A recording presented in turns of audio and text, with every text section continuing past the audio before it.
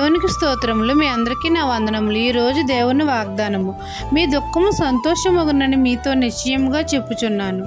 యోహాను సువార్త 16వ అధ్యాయం 20వ వచనం. మన తండ్రి అయిన యెహోవా మీ దుఃఖము సంతోషమగునని మన తండ్రి మనతో సెలవిస్తున్నారు. తండ్రి ప్రియకుమారుడైన యేసయ్య ద్వారా మన అందరికీ సమస్త పాపాల నుండి విడుదల కలిగించాడు. మన ప్రభువైన యేసయ్య మన దుఃఖమునకు ప్రతిగా సంతోష వస్త్రాన్ని ధరింపచేసి ఉన్నాడు. మనమందరము సత్యస్వరూపి అయిన ఆత్మను కలిగి ఉన్నాము కాబట్టి నీతిని ప్రేమించి దుర్నీతిని ద్వేషించాలి.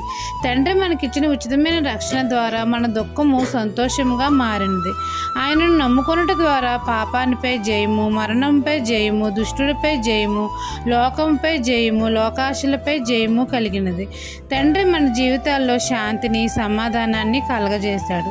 మన కష్ట సమయంలో ఉన్నప్పుడు, వేదనలో ఉన్నప్పుడు మనం ప్రార్థన చేసినప్పుడు మన తండ్రి మన ప్రతి బాష్ప బిందువును తుడిచివేసి మన దుఃఖమును సంతోషంగా మార్చాడు.